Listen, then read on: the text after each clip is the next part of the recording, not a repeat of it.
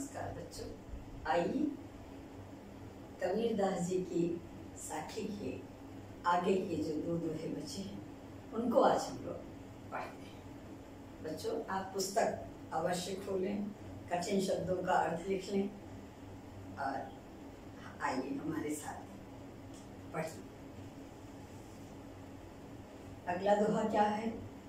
पोथी पढ़ी पढ़ी जग मुआ, पोथी पढ़ी पढ़ी जग मुआ, पंडित भया न कोई, एक आखिर पीव का, पढ़े सुपंडित होई। क्या कहते हैं? पोथी पढ़ी पढ़ी जग मुआ। पोथी बेटा धार्मिक पुस्तकों का है कि पोथी पढ़ी पढ़ी, पोथी धर्म की पुस्तकों को पढ़ पढ़ करके जग मुआ, जग मर गया। मर जाना हार जाने का भी है कि धार्मिक पुस्तकों को पढ़ पढ़ करके संसार मर गया। पंडित भया न कोई, पर कोई विद्वान नहीं हुआ। पंडित माने विद्वान, कि धार्मिक पुस्तक को पढ़ पढ़ करके लोग मर गए लेकिन कोई विद्वान नहीं हुआ। एक आखिर, एक अक्षर, पीव का, पीव माने परमात्मा बेटा, पीव परमात्मा के जो सबसे प्यारा है वो इनके लिए परमात्मा ही तो है। एक आखिर पीव का, एक अक्षर परमात्मा का पढ़े, भाई ब्रह्म पढ़ ले, पढ़े जो पढ़ लेगा सु माने वह पंडित हो, वह पंडित हो जाता है। यहाँ पर कबीरदास जी ईश्वर की भक्ति के लिए कह रहे हैं, ईश्वर की प्राप्ति के लिए कह रहे हैं कि जिसे ईश्वर का ज्ञान हो गया वही विद्वान है। मुख्य भाव ये है। अब आप अर्थ फिर से देखें। पोथी पढ़ी पढ़ी जग मुआ। अब अर्थ लिखोगे तो ऐसे लिखोगे, कबीरदास जी कहते हैं कि, बार बार मैं कह रही हूँ बेटा, लिखा है कभी नहीं बोलना, न लिखना।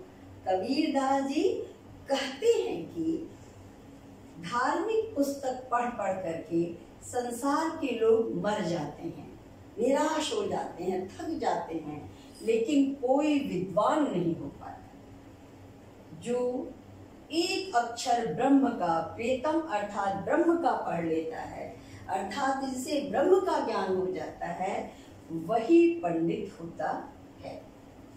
जिसे ईश्वर का ज्ञान हो जाता है, उसे ये ज्ञान हो जाता है कि संसार के सारे सुख व्यर्थ है, वही विद्वान है, वही पंडित है। ये भावार्थ हुआ। अब आप देखिए इसमें ध्यान से, पोथी पढ़ी पढ़ी, पापा बार बार आ रहा है, कितना सुंदर से अनुप्रास अलंकार का प्रयोग हो रहा है। और पढ़ी पढ़ी जहाँ दो बार आए बेटा, पुनरुक्ति प्रकाश एक अलंकार का, पुनः उक्ति माने कथन, ये अलंकार होता है। तो ये आप लिख लें। पीव का अर्थ प्रेतम है, परब्रह्म परमात्मा है। अब इस पर प्रश्न हम लोग पढ़ें कि धार्मिक पुस्तक पढ़ पढ़ करके लोगों का क्या हर्ष होता है। धार्मिक पुस्तक पढ़ पढ़ करके लोग मर जाते हैं, इससे कवि का क्या तात्पर्य है? अर्थात धार्मिक पुस्तक पढ़ पढ़ करके मर जाने से तात्पर्य निराश हो जाते हैं, लेकिन उन्हें ज्ञान नहीं होता है। ज्ञान कब होता है? जब उन्हें प्रियतम ब्रह्म का ज्ञान हो, ईश्वर से प्रेम हो जाए, ईश्वर से भक्ति लग जाए, तब उन्हें ज्ञान होता है। ज्ञान का सूर्य तभी उदय होता है जब ईश्वर की भक्ति लोग करते हैं। तो इस तरह पूरे का भाव क्या हुआ कि कबीरदास जी ये कहना चाहते हैं कि ज्ञान होगा तभी संसार से विरक्ति होगी, और संसार के माया मोह से हम विरक्त होंगे तभी हमें ईश्वर की प्राप्ति होगी। और जहाँ ईश्वर की प्राप्ति है, जहाँ ज्ञान है, वही व्यक्ति ज्ञानी है। जो ईश्वर को प्राप्त कर चुका है, जिसे ईश्वर से प्रेम हो चुका है, वही ज्ञानी है, वही पंडित है, बाकी धार्मिक पुस्तक पढ़ने वाला व्यक्ति ज्ञानी और पंडित नहीं। चलिए अगला दोहा हम लोग देखते हैं। हम घर जाल्या आपना, यहाँ भी फिर वही ईश्वर का बोल रहे बेटा।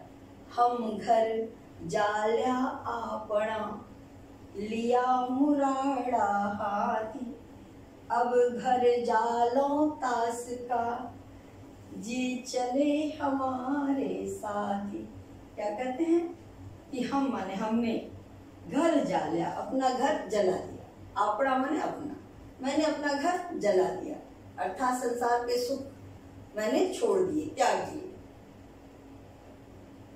घर का अर्थ बेटा सांसारिक सुख से, कि हम घर जाड़ा आपना, मैंने अपना घर जला दिया।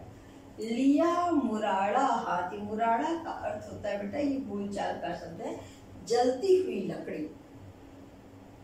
जो दुनिया में या ऐसे जलती हुई लकड़ी है तो लकड़ी को मशाल की तरह लेके लोग चलते हैं ना, उससे आग जल रही तो प्रकाश होता है। तो लिया मुराड़ा हाथी, मैंने जलती हुई लकड़ी को हाथ में ले लिया है, मैंने अपना घर जला दिया है और जलती हुई मशाल को अपने हाथ में ले लिया, अर्थात मैंने संसार के सारे सुखों का परित्याग कर दिया है, अपना घर जला लिया है और उस जलती हुई मशाल को, उस ज्ञान की मशाल को मैंने हाथ में ले लिया है।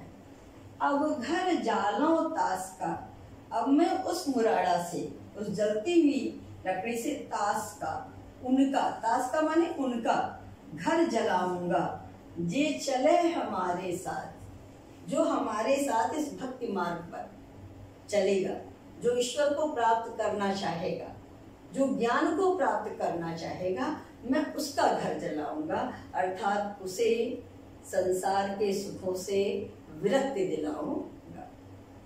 ठीक है बेटा, फिर से देखो क्या कहते हैं कबीरदास जी, कि हमने अपना घर जला दिया, अर्थात हमने संसार के सुखों से विरक्ति ले ली। अपना घर जला दिया अर्थात संसार के सुखों से मैं विरक्ति ले ली है।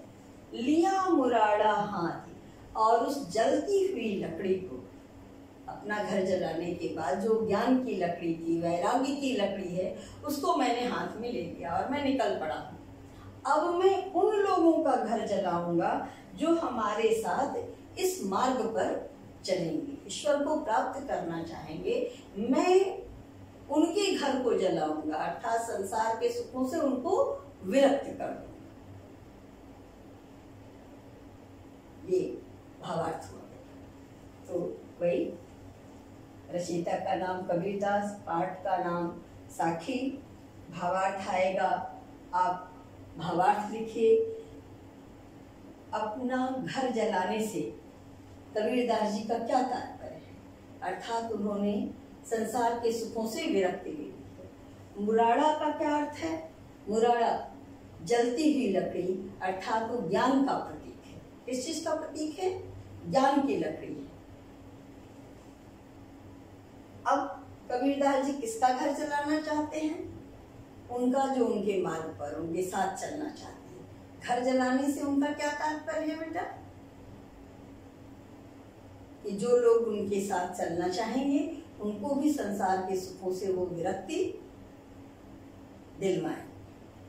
इस तरह आप प्रश्नोत्तर बनाइए, वही दोहा छंद है, अनुप्रास अलंकार है, और बड़ी ही सुंदरता के साथ उन्होंने इसको सरल भाषा में ये समझाया है कि जो संसार के सुखों से विरक्त होता है तभी उसे ईश्वर की प्राप्ति होती है। इस तरह बच्चों, आपका ये पहला पाठ कबीरदास का साखी, इसका अर्थ पूरा होता है।